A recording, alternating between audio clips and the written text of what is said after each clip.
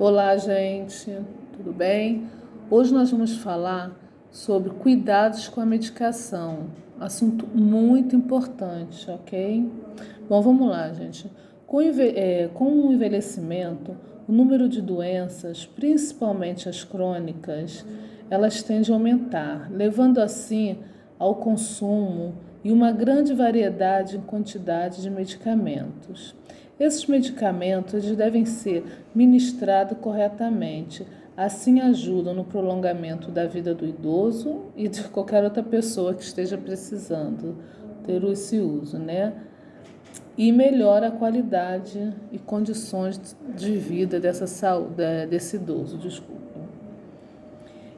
Quando mal administrado, eles podem ser perigosos. Tá?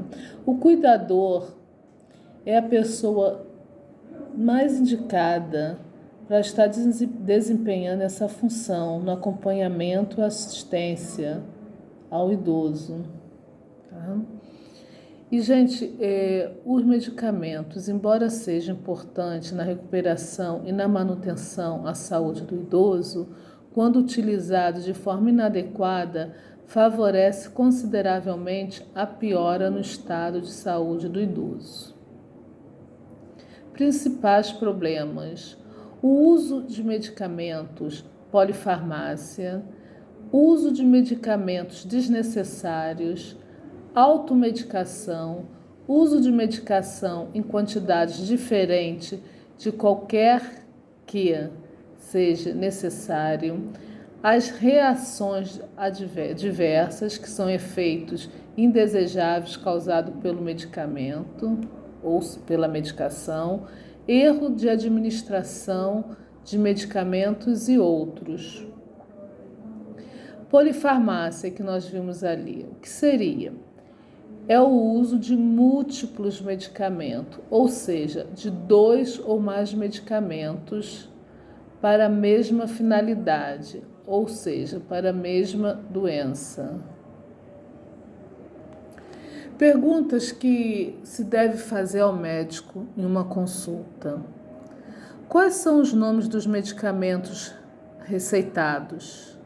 Para que serve cada medicamento? Por quanto tempo precisa tomar o medicamento? O que mudou no seu tratamento? Se você pode encontrar genérico dos medicamentos receitados. Gente, essas perguntas elas são básicas e importantes quando o cuidador for acompanhar o idoso numa consulta, fazer essas perguntas. Por quê? Muitas das vezes até a forma do médico estar escrevendo fica confusa, né? Outras vezes a gente quando o cuidador vai passar as informações para o familiar, ele se perde. Então é importante que isso tudo seja, além de estar anotado no receituário que o médico passa, que você escute, né, ele falando, para que você possa estar absorvendo isso e estar passando, relatando à família de maneira mais clara.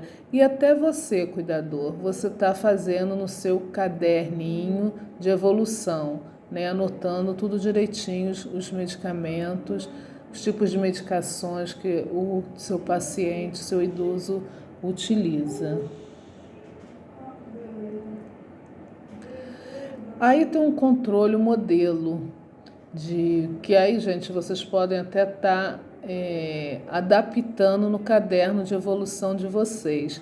A parte de controle de medicação é muito importante, né? E a gente tem que procurar colocar de uma forma que a gente consiga, bem lúdica, que a gente consiga entender e organizada. Aí é uma das formas que tem inúmeras, né? E a gente também, assim, trabalhando com a criatividade, a gente pode criar um monte. Essa daí eu tirei de um site muito interessante e achei muito legal para colocar aqui para vocês.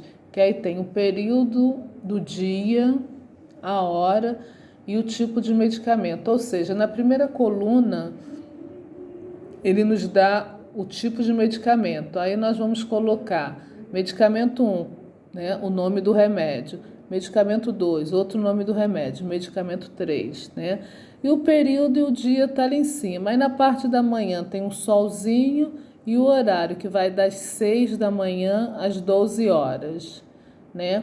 A parte da tarde ela pega das 13 horas às 18 horas. Aí tem um sol, já no início da manhã tem um sol nascente, né? À tarde já tem um sol ali bem colocado.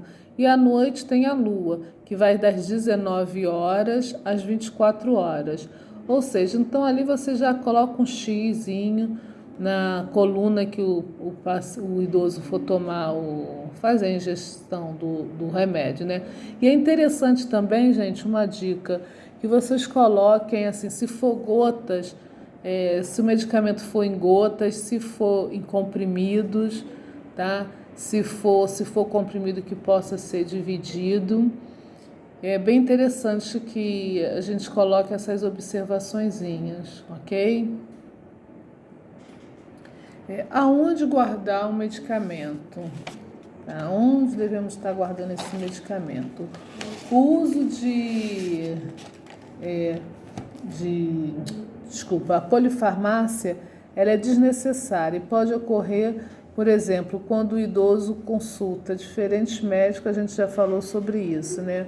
E todos os medicamentos, e tomar diversos medicamentos. E aí o que acontece? Aí vem aquele monte, a gente vai comprando aquela montoeira de remédio, vai colocando. E aonde está guardando e organizando isso, né? Então é muito importante como a gente vai fazer essa organização, né? Muitas das vezes fazem com caixa de papelão, caixa de ou aquelas plásticas, né? Bem interessante e mais higiênicas também, né? E manter, muito importante, gente, que mantenha o medicamento em sua embalagem original, tá? Nunca tirem da embalagem original. Guarde esses medicamentos protegidos da luz, do calor e da umidade, e em locais onde crianças e animais não alcancem, né?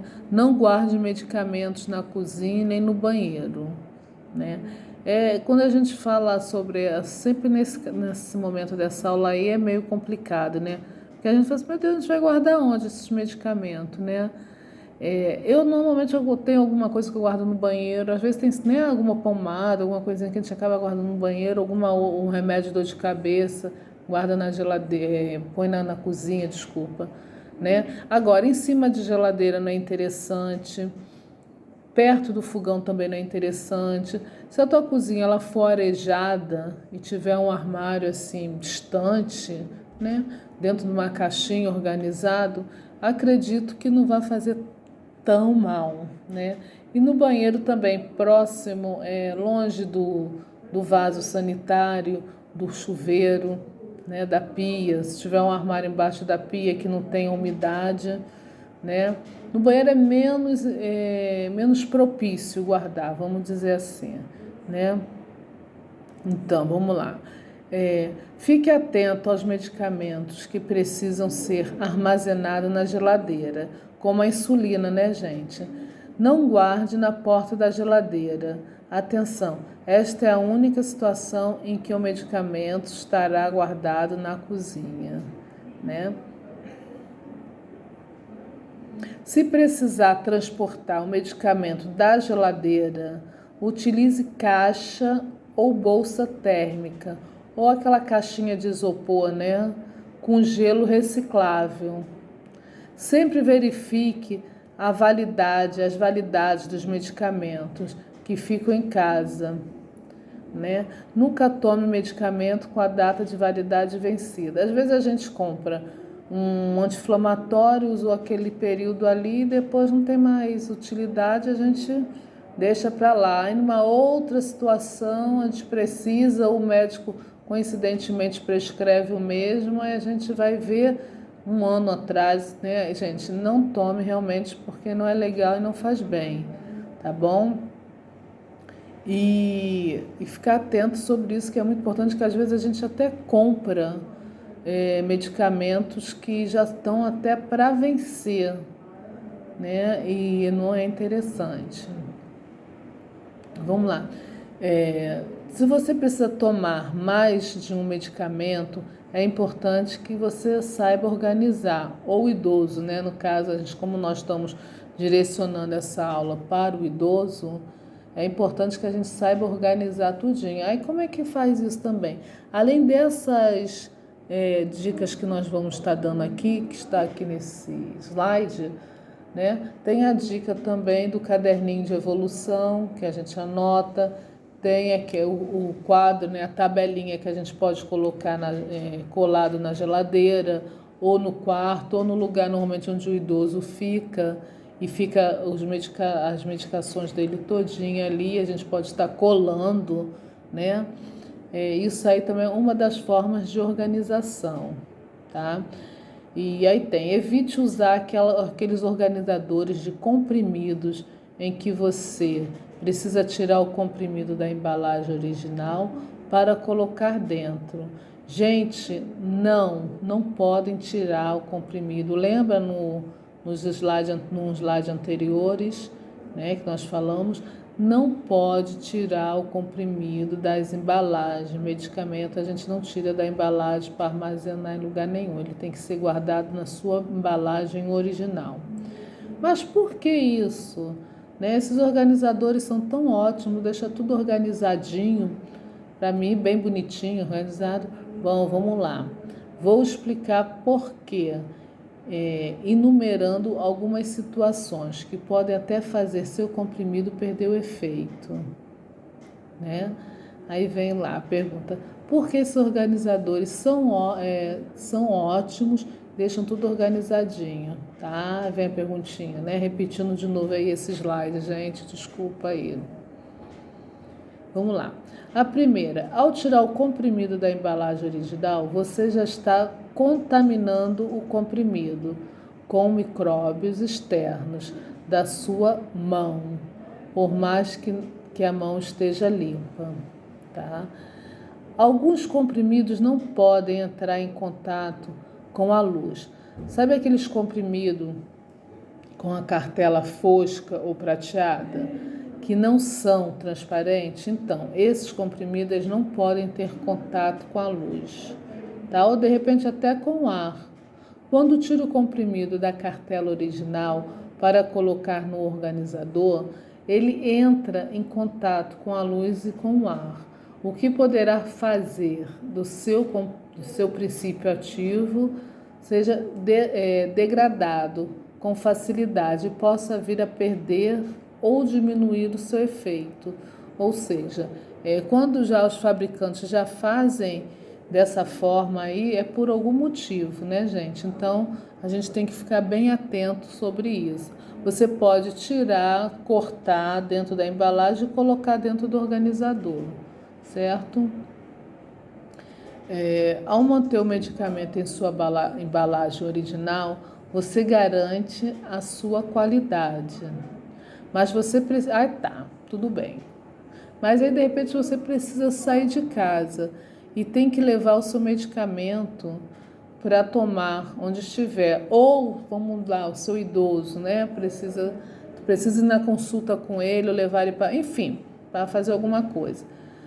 Como é que você vai fazer? Nesse caso, pode tirar o comprimido da cartela e colocar no seu porta-comprimido, no dia em que vai tomar o comprimido, somente no dia. O que não pode é deixar seus comprimidos a semana, o dia inteiro, dentro desse organizador e ir tomando aos poucos. Ou seja, vamos lá, vou deixar, hoje é domingo, até sexta, eu vou lá, vou organizar tudinho. Domingo, segunda, terça, quarta, vou soltar os comprimidos todinho para ficar mais prático para tomar. Não, gente, não façam isso, porque não pode, tá?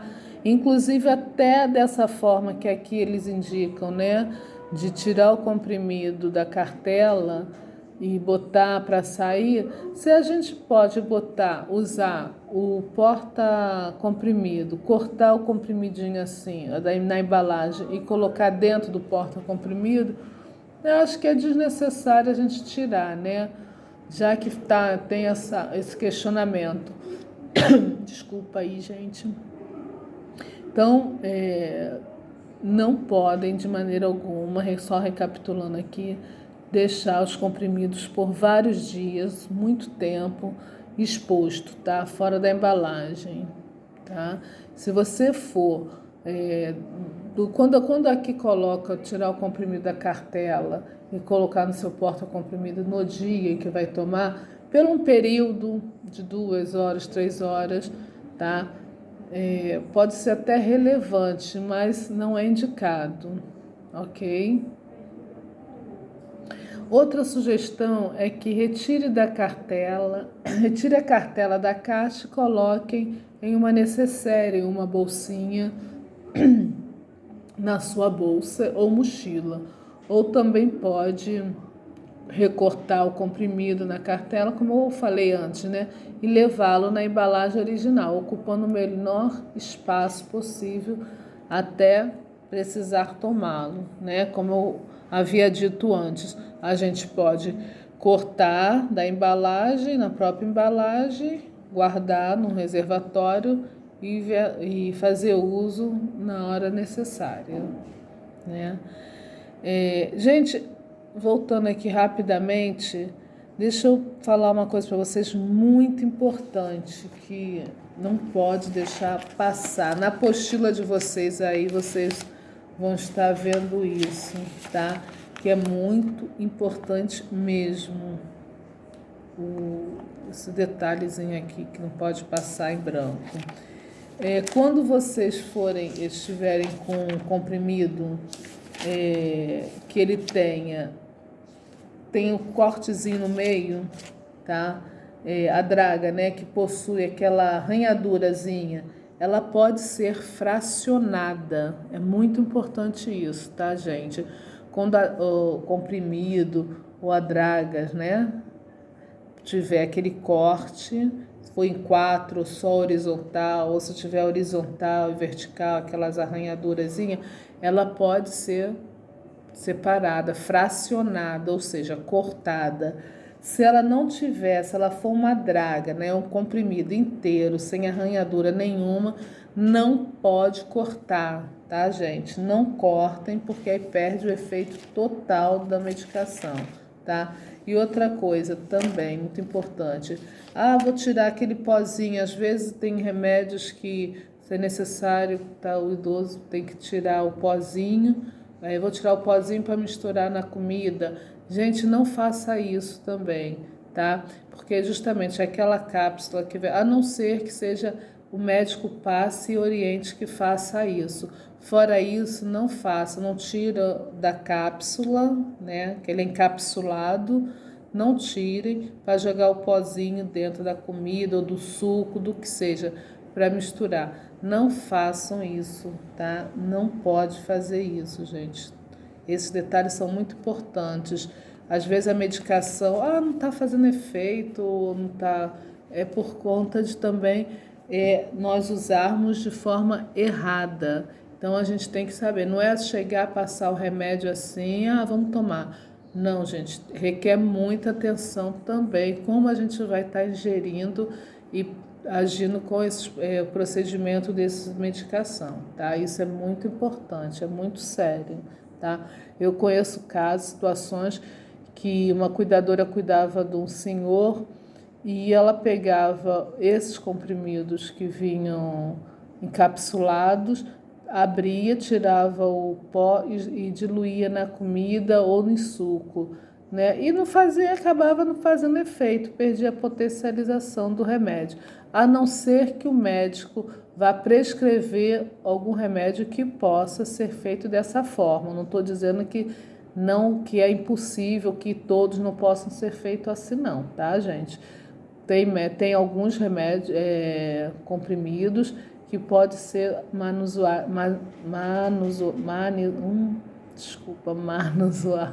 Bom, pode ser usado dessa forma, tá? Mas isso aí o médico vai falar para vocês. Por isso que vocês têm que ficar bem atentos em relação a isso também, entendeu? E se não for, não façam, tá? Não se automedique, nem... não, eu conheço esse remédio, vou fazer dessa forma. Não, gente, por favor, não façam isso não, tá? É muito sério a medicação, tá? O cuidado com a medicação é muito importante, né? Vamos lá. Em relação à insulina, é preciso muita atenção.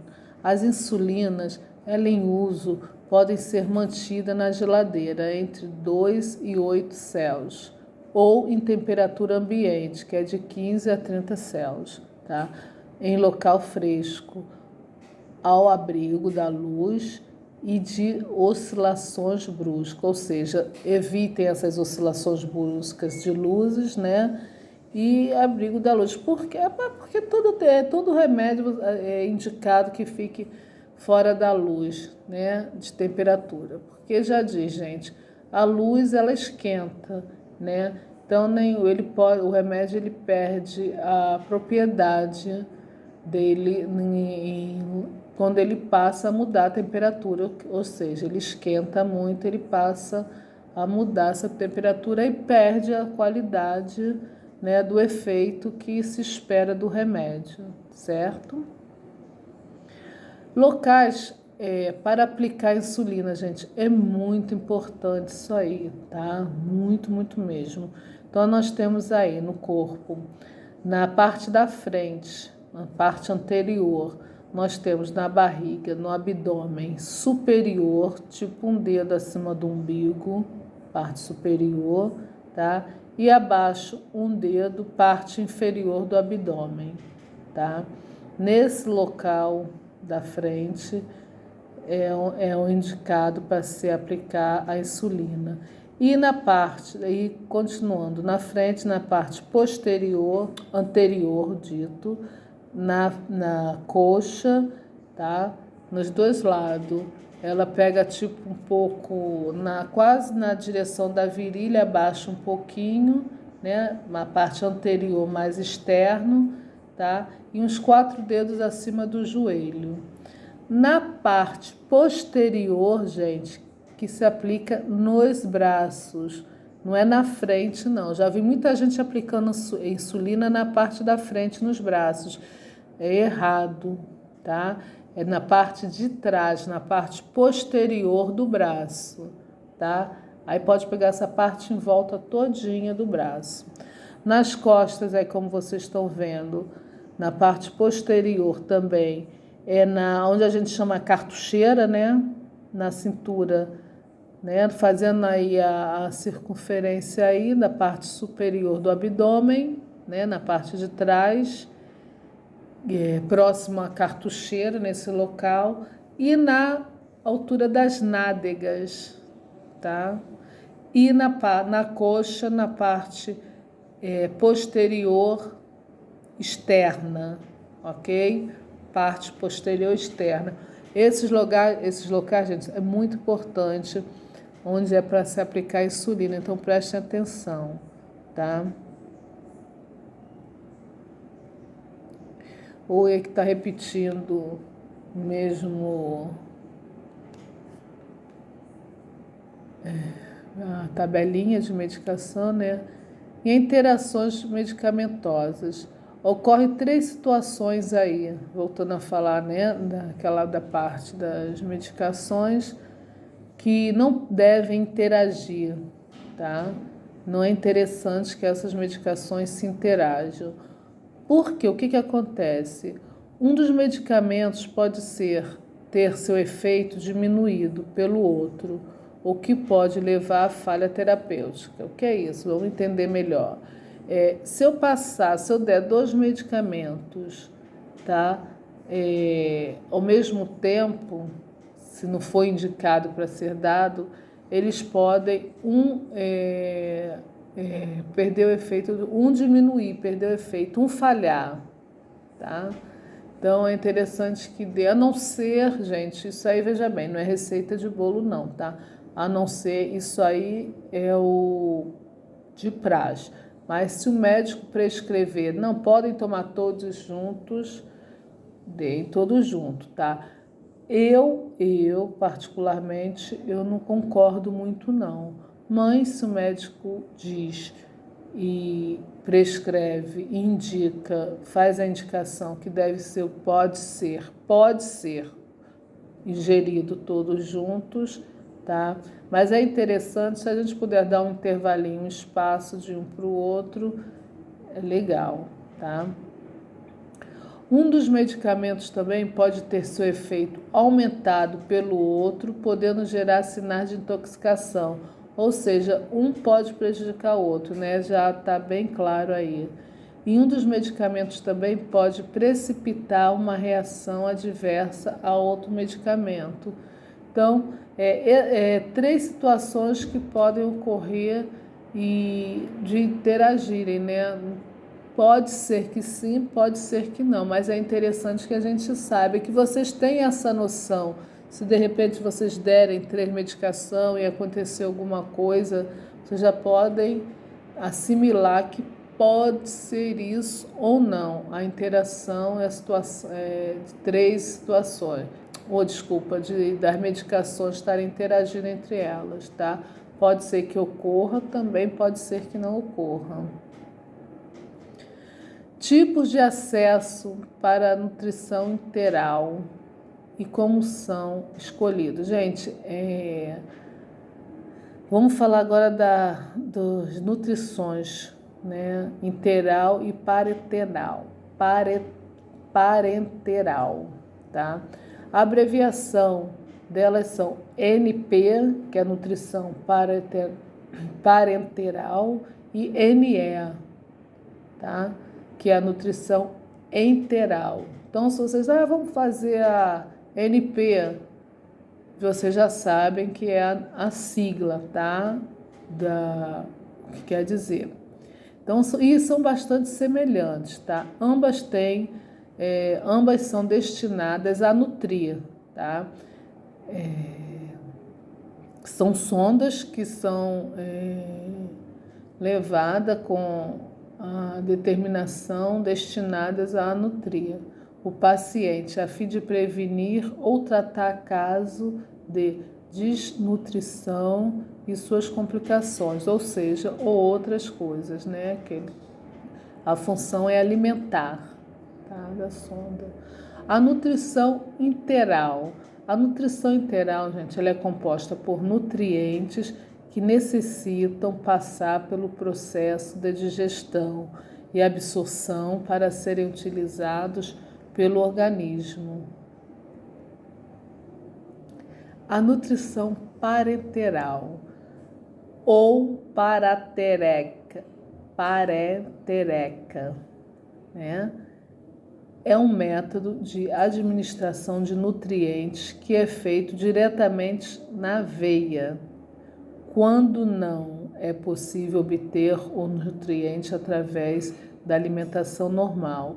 Ou seja, gente, prestem bem atenção. Nutrição parenteral, NP, ela é diretamente na veia. A alimentação, são levados nutrientes para a veia, tá? Existem 2 tipos principais de nutrições, tem mais, tá? Mas esses 2 tipos são os principais de nutrição parenteral, que é a nutrição parenteral parcial, que são administradas apenas alguns tipos de nutrientes e vitaminas através da veia, tá? E a nutrição parenteral total, que são administrados todos os tipos de nutrientes e vitaminas através da veia, tá? Então, são 2 tipos aí. Isso é mais para que vocês esclareçam e saibam do conceito. A nutrição parenteral, pode fornecer parte ou a totalidade das necessidades nutricionais de uma pessoa.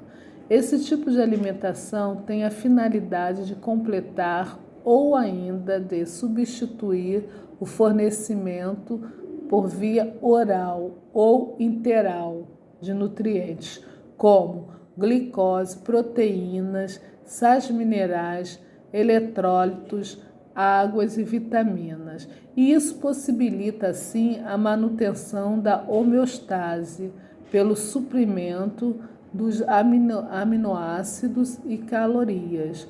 Então, ou seja, Pela aveia, você pode estar colocando, né, fazendo que a pessoa esteja ingerindo, se alimentando de glicose, proteína, tudo numa coisa só. A gente precisa comer, às vezes, aminoácido, arroz, macarrão, né, calorias, proteínas, carne, e pelos próprios nutrientes já prontos, a gente já consegue adquirir esses nutrientes aí que a gente acabou de falar, ok? Aí tem aí a dieta interal, tá? Que ela é feita, observem bem, ela é feita pela, vejam bem, a forma que ela é feita, tá? E a parateral, que ela é na aveia. Prestaram bem atenção?